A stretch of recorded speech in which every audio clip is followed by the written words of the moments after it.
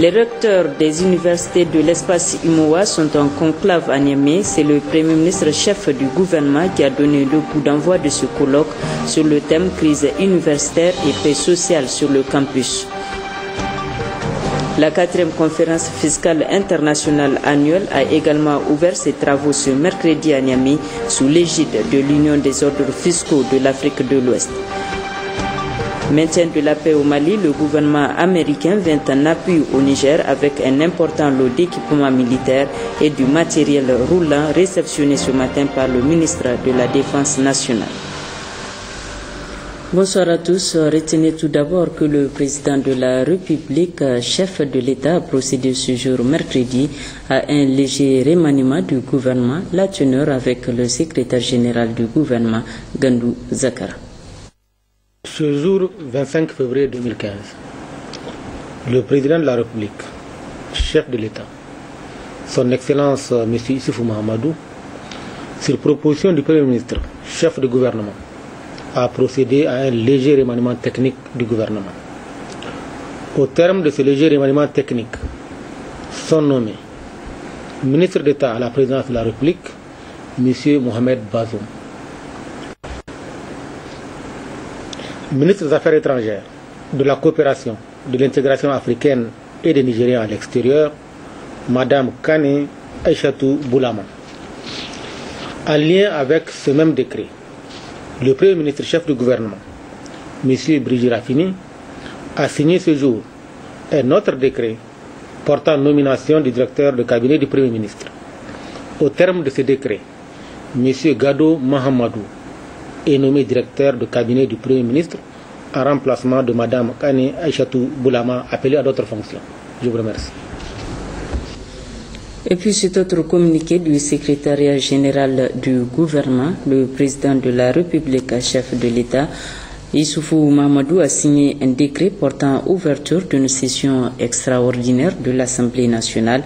Au terme de ce décret, une session extraordinaire de l'Assemblée nationale est ouverte le jeudi 26 février 2015 en vue de délibérer sur le point suivant: prorogation de l'état d'urgence dans la région de Difa.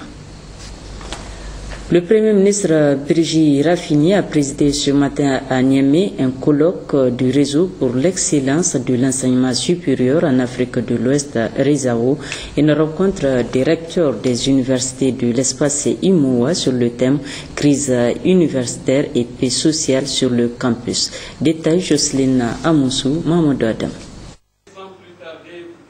Une trentaine d'universités africaines, 25 recteurs de l'Afrique de l'Ouest et 6 organisations internationales, bref, d'éminentes personnalités scientifiques se sont donné rendez-vous à Niamey pour ce colloque du réseau pour l'excellence de l'enseignement supérieur en Afrique de l'Ouest, RESAO. Et à juste titre, le thème crise universitaire et paix sociale sur le campus préoccupe plus d'un. Vu les instabilités chroniques qui règnent depuis des années, il faut absolument que nous en débattions pour avoir les solutions qu'il faut et qu'on puisse travailler dans la sérénité. Vous savez qu'on ne peut rien construire tant qu'il n'y a pas la paix, la sérénité, la cohésion sociale. C'est naturellement une multitude de causes. Ce n'est pas, si ça aurait été une seule cause, je crois que c'est très facile de trouver une solution. Mais c'est tout ce que vous pouvez imaginer qui existe dans la vie en communauté. Plus d'une décennie de crise à laquelle il faut trouver une solution judicieuse et commune une fois pour toutes, surtout au vu des investissements sans cesse croissants faits dans le secteur universitaire, vivier de l'élite de demain. Le programme de la Renaissance du Niger identifie clairement l'enseignement supérieur et la recherche comme les éléments clés de la politique nationale du développement économique et social, seuls capables de stimuler l'économie tout en innovant les technologies nécessaires pour sortir le Niger de la pauvreté. À titre d'exemple d'investissement dans l'enseignement supérieur, je mentionnerai qu'en l'espace de 4 ans, le budget de l'UAM a été augmenté de plus de 74% et celui des œuvres universitaires de 33%. En outre, au cours de la même période, le nombre d'universités publiques qui n'était qu'en 2010 qu'à 1 a été porté à 8 en 2014. La création de nouvelles universitaires et l'amélioration des conditions de vie et de travail de tous les personnels universitaires ont porté le budget de mon département ministériel en 5 ans d'environ 18 milliards en 2010 à environ 66 milliards en 2015. À cela, il faut ajouter un autre 100 milliards supplémentaires qui sera exclusivement injecté dans la construction et l'équipement de 4 nouvelles universités créées récemment. Une opportunité donc pour creuser le nœud de la crise universitaire, selon le Premier ministre Brigitte Raffini, qui s'est fort appesanti sur le thème. S'agissant de ce thème, ce n'est peut-être pas tant, de mon point de vue, les crises en tant que telles qui sont préoccupantes, parce que les crises, on ne peut pas les éviter, ça fait partie de la vie, mais c'est surtout les violences nées de ces crises qui sont la très grande préoccupation. Et mon souhait le plus ardent, c'est qu'à ce niveau, parce qu'au niveau de l'enseignement supérieur, quand même, nous formons l'élite de nos pays. Est-ce qu'à ce niveau, on ne peut pas imaginer d'autres formes de lutte, des luttes moins violentes? Parce que si à l'université subsistent encore de nos jours des relents de violence, je pense que cela n'est pas du tout souhaitable. Dans cette optique, certaines organisations ont manifesté leur volonté d'appuyer un peu plus le RESAO, tel le Bureau Afrique de l'Ouest de l'UNESCO par la voix de sa directrice, le CAMES par le biais de son secrétaire général, le secrétaire général de l'Association des universités africaines et le président de la conférence des recteurs des universités francophones d'Afrique et de l'océan Indien. Par ailleurs, le colloque du RESAO est également un creuset où ces différents acteurs réfléchiront sur l'harmonisation du contenu des formations dans les universités membres du réseau pour l'excellence de l'enseignement supérieur en Afrique de l'Ouest. Évaluation et rationalisation des dépenses fiscales, c'est le thème au centre de la 4e conférence fiscale internationale annuelle. Organisée par l'Union des ordres fiscaux de l'Afrique de l'Ouest, ces assises ont débuté ce matin au Palais des Congrès de Niamey sous la présidence du ministre de l'Économie et des Finances, Askou Jibrila Bakajar. La problématique des dépenses fiscales, la convention de non-double imposition dans un contexte d'intégration régionale, la corrélation entre fiscalité, secteur informel et compétitivité du secteur privé, telles sont entre autres les questions qui seront débattues au cours de ces assises qui se tiennent ce matin. L'évaluation et la rationalisation des dépenses fiscales sont plus qu'indispensables pour la gestion des finances dans un pays. C'est pour cela que les États doivent plaider pour un engagement commun et renforcé entre administrateurs et intermédiaires fiscaux afin de mieux lutter contre le fléau de la fraude et de l'évasion fiscale transfrontalière, a souligné le directeur général des impôts. Pour la présidente de l'APEC Niger, Maître Aïssata Jibo Gazibo, l'équilibre entre les prétentions des États en matière d'offres d'incitation fiscale et la bonne santé des finances publiques nécessite forcément l'identification et l'évaluation du dispositif des dépenses fiscales. Quant au ministre de l'Économie et des Finances, il a tout d'abord souligné l'importance de la fiscalité dans le développement d'un pays avant de mettre un accent sur l'engagement du ministère à accompagner et à soutenir ces actions car elles répondent aux priorités des autorités nigériennes, celle de combattre la fraude et l'évasion fiscale, principal cheval de bataille du gouvernement actuel. Le docteur Seyni Mahmoud Meiga, pour sa part, a mis en relief le contexte et les objectifs assignés à cette rencontre. Cette conférence s'inscrit dans la plaque tournante des membres de la CEDEAO, donc, qui organise chaque année dans les pays membres. Et d'ailleurs, c'est la première fois qu'au Niger, pays francophone, qui s'organise aujourd'hui cette conférence. Depuis sa création, ça fait 6 ans, ça ne s'est jamais déroulé dans un pays francophone. Et quand bien même le Niger était le dernier membre adhérent de l'Union des ordres fiscaux, mais quand même aujourd'hui la 4e conférence, on a accordé ça au Niger via la participation active, c'est-à-dire l'Union des ordres fiscaux du Niger. Donc c'est beaucoup mobilisé et c'est montré vraiment intéressé, et surtout que le Niger est en sentier avec la politique du président de la République de la Renaissance. Qui parle de la Renaissance parle, c'est-à-dire de la finance publique. Qui dit finance publique et pense automatiquement, c'est-à-dire les impôts. Donc, nous, on est là en tant que facilitateur entre l'administration fiscale et le contribuable. Parce que nous, on essaye de conseiller et de donner des directives pour que les gens ne soient pas imposés doublement et en même temps pour que le contribuable puisse s'acquitter de sa citoyenneté qui est le paiement des impôts. Plus le contribuable, donc qui est la CGT qui paye l'impôt, et plus il donne une force à son État. Parce que c'est à travers cette mobilisation fiscale que l'État arrive à avoir les moyens pour se doter les infrastructures et pour se doter au niveau, c'est-à-dire du secteur éducatif. Les pouvoirs publics et les administrations fiscales doivent agir plus que jamais ensemble pour mieux asseoir des systèmes de taxation moins dépollués d'exonération. Ils doivent être plus compétitifs avec un rendement optimal afin de mieux répondre aux attentes légitimes des populations en termes d'offres de services sociaux de base et des infrastructures. Le ministre de la Défense nationale, Mamadou Karidjo, a réceptionné ce matin la Direction centrale du matériel et transmission DCMT un important lot d'équipements militaires et du matériel roulant offert par le gouvernement américain. Ce don entre dans le cadre des opérations de maintien de la paix au Mali. Issoufou Suleiman, Seyne Soumela Ibrahim.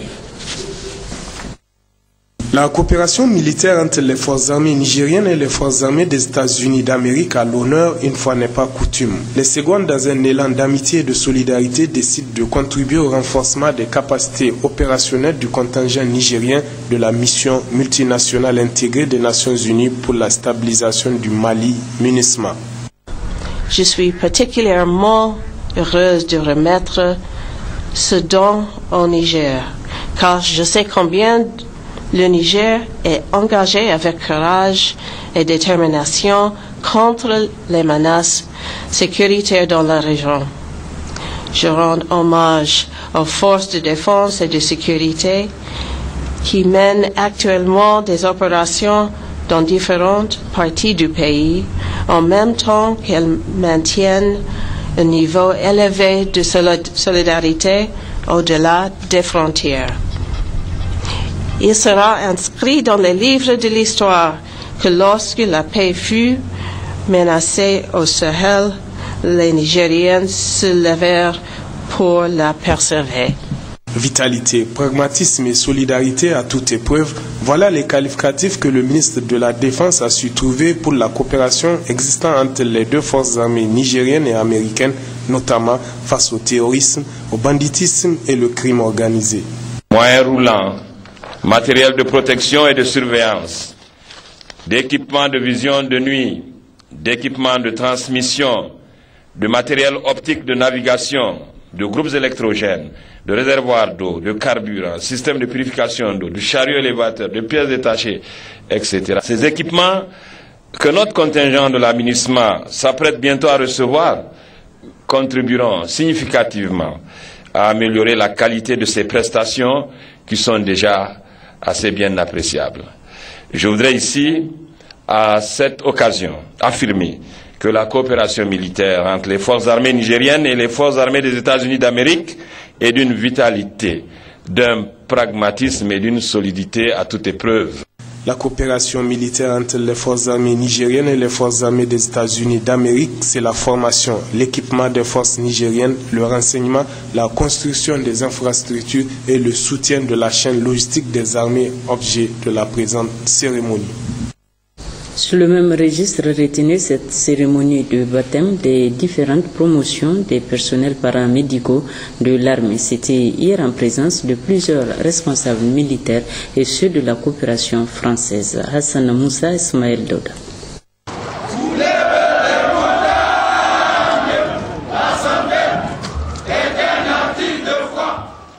Cette cérémonie en est une tradition pour l'école des personnels paramédicaux de Niamey. À travers celle-ci, les différentes promotions sont baptisées et prennent les noms des valeureux soldats tombés sur les champs de combat. Une façon pour l'école de leur rendre un hommage.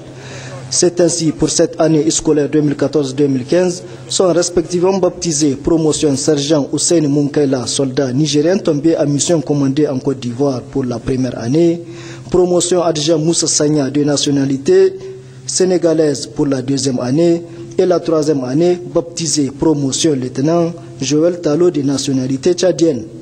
Vous avez vu, les 3 promotions de l'école ont été baptisées parce que depuis que l'école est passée au cycle de ASB, nous n'avons pas eu le temps de faire ces genres de cérémonies.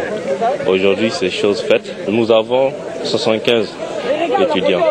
L'école est à vocation régionale, on y trouve 18 nationalités et bénéficie du soutien de la coopération française et d'autres partenaires. Dans ce contexte solennel et empreint d'émotion, je suis honoré de célébrer avec vous le baptême de la promotion 2014-2015 des élèves personnels paramédicaux des armées de Niamey. École nationale à vocation régionale du Niger, faisant partie d'un réseau de 17 écoles nationales thématiques à vocation régionale et au-delà, continentale, situées dans 10 pays africains et soutenues par la France et d'autres partenaires. 3 de ces écoles, dont celle du Niger, sont destinées à la formation des personnels de santé des forces de la défense et de sécurité. L'école des personnels paramédicaux de l'armée nigérienne de Niamey a ainsi, depuis sa création à ce jour, formé 720 infirmiers et 114 techniciens de laboratoire qui sont actuellement au service de leurs armées respectives. Ces promotions qui ont fait l'objet de cette cérémonie ont choisi comme parrain le médecin général de brigade, Sedimé Guizo, pour ainsi lui montrer tout leur attachement. Suite de cette édition, la ministre de l'Enseignement primaire, de l'Alphabétisation, de la promotion des langues nationales et de l'éducation civique, Mme Ali Mariama El Hadji Ibrahim, a procédé ce matin au lancement du projet Contribution à l'amélioration de la scolarisation de la jeune fille au Niger. Le projet sera exécuté par la coordination des ONG et associations féminines du Niger, Congafen, sur financement de Open Society Initiative for West Africa. Ouma Jamila Moudeshirou, Hadiza Hamidi. La présente cérémonie revêt un double objectif, celui du lancement par la ministre de l'Enseignement primaire, de l'Alphabétisation, de la promotion des langues nationales et de l'éducation civique du projet Contribuer à l'amélioration de la scolarisation de la jeune fille au Niger et celui du partage du document du projet. Congafen se propose donc, dans le cadre de ce projet, de mener des activités de sensibilisation en partenariat avec les communes, départements et régions du Niger pour amener des femmes à s'intéresser à l'éducation des jeunes filles afin qu'elles puissent contribuer au développement du pays. Ce projet sera mis en œuvre pendant 2 ans dans les régions de Dosso, Maradi, Tilaberi et Tawa par la coordination des ONG et associations féminines du Niger, Congafen. Il sera financé par l'organisation Open Society Initiative for West Africa OSIWA. Aujourd'hui, l'éducation des filles est une préoccupation centrale dans tous nos pays, dans toutes les stratégies. Il y a une inégalité importante dans l'accès aux services publics, particulièrement dans l'accès aux services d'éducation. Et là, les filles, les femmes sont les plus marginalisées. En procédant au lancement du projet, la ministre de l'Enseignement primaire a précisé qu'il pourra contribuer à renforcer l'effort de l'État du Niger dans le cadre de la promotion de la scolarisation des filles. Le programme décennal de développement de l'éducation PDDE 2003-2013 comportait déjà une sous-composante qui vise l'amélioration de la scolarisation des filles. C'est ce qui a permis d'augmenter de manière substantielle le nombre de filles scolarisées sur les 10 dernières années. Ainsi, le taux brut de scolarisation des filles a plus que doublé, passant de 30% entre 2000 et 2001 à 74,7% en 2012-2013. Quant au taux brut d'admission, il passe de 33% en 2000 à 91% en 2013. Et enfin, le taux d'achèvement au cycle primaire passe de 18% en 2000 à 49,1% en 2002. Nous saluons cette tendance globalement positive en termes d'accès, mais il n'en demeure pas que l'écart entre filles et garçons n'est pas encore réduit. Pourtant, il le faut si nous voulons d'une éducation inclusive pour tous les enfants nigériens. Et c'est pourquoi nous avons choisi dans le cadre du programme sectoriel de l'éducation et de la formation, PSF 2014-2024, d'élaborer et d'adopter une stratégie d'accélération de la scolarisation des filles au Niger. Ce projet qui vient d'être lancé a pour objectif d'une part de réduire l'écart dans l'accès à l'éducation entre filles et garçons et d'autre part contribuer au maintien et à la réussite des filles à l'école. Des objectifs importants pour le développement du Niger. Synthèse du ministre d'État, ministre de l'Agriculture Médaji Alambey, au terme de sa mission dans la région de Zinder, dans le cadre de la sensibilisation sur la situation sécuritaire. Mariam Kita, Laouli Babali. Je saisis la présente occasion pour me réjouir de l'organisation avec succès, le 17 février dans la ville de Zinder, de la marche historique de soutien aux forces de défense et de sécurité et aux populations de la région de Difa, marche à laquelle ont massivement pris part toutes les couches socio-professionnelles et les scolaires de Zinder. Cette marche a été couplée avec la lecture du Saint-Coran afin d'implorer la grâce d'Allah, le tout miséricordieux, pour qu'il aide nos forces de défense et de sécurité et singulièrement les éléments envoyés au front à repousser ou enrayer toute tentative d'infiltration de Boko Haram dans notre territoire. En outre, à la fin de cette marche, et en signe de l'engagement total de la population de Zinder au combat contre Boko Haram, il m'a été remis le drapeau du Niger, symbole de notre unité. Ce geste est un signal fort que la population de la région est prête à défendre ses couleurs jusqu'au sacrifice suprême. Monsieur le gouverneur, mesdames et messieurs, ma délégation, vous et moi-même, avons sillonné l'ensemble de votre région en animant d'importantes activités, notamment les meetings et réunions d'information et de sensibilisation, ayant regroupé les forces vives de la région. J'ai noté avec plaisir la forte mobilisation et l'engagement ferme des populations de tous les départements à soutenir fermement les forces de défense et de sécurité qui combattent Boko Haram avec courage et efficacité en vue de ramener la quiétude sociale au sein de la population de Difa, meurtrie par les actes criminels et anti-islamiques de cette nébuleuse. Dans tous les départements, nous avons attiré l'attention des populations à ne pas céder à la panique, à garder leur sang-froid et à éviter de faire circuler des informations le plus souvent fausses et de nature à troubler la quiétude sociale. C'est le lieu, une fois de plus, de remercier tous les acteurs qui se sont investis dans ce combat en menant des actions multiformes, notamment les déclarations de soutien aux forces de sécurité. Je demande à tous de rester mobilisés et déterminés pour que, réunis tous ensemble derrière nos forces de défense et de sécurité, nous boutions définitivement hors de notre pays Boko Haram. Oui, c'était là Médaji Alambey au micro de Lawali Babale et Mariam Keta. Le ministre de l'Énergie et du Pétrole, lui, a sillonné la région de Tawa au terme de sa mission d'information et de sensibilisation des populations dans le cadre de la lutte contre Boko Haram. Fumakoya Gado a tenu une réunion de synthèse. La première impression que m'inspire cette tournée, c'est la grande mobilisation que nous avons constatée dans tous les départements que nous avons visités.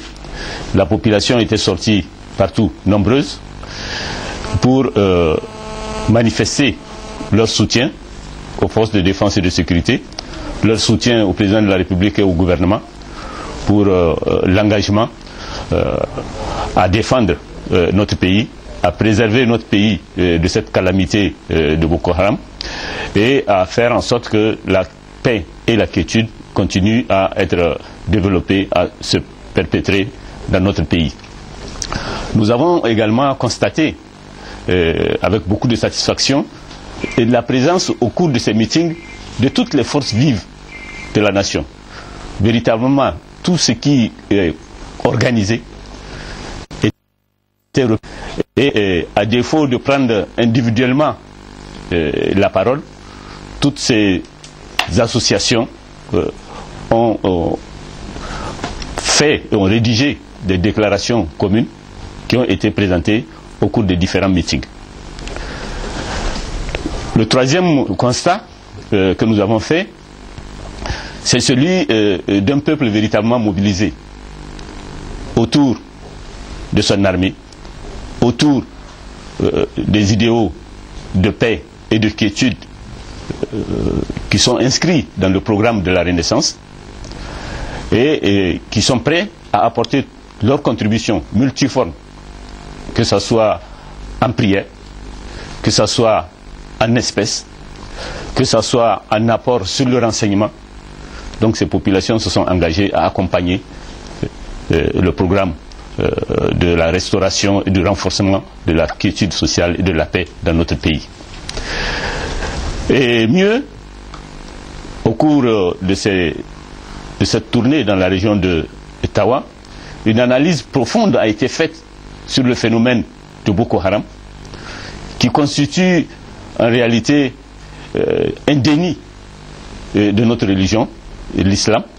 Et c'est pour ça que, au cours des meetings, nous avons tenu à débaptiser cette association qui, en tout cas partout, désormais, est appelée plutôt Boko Haram au lieu de Boko Haram.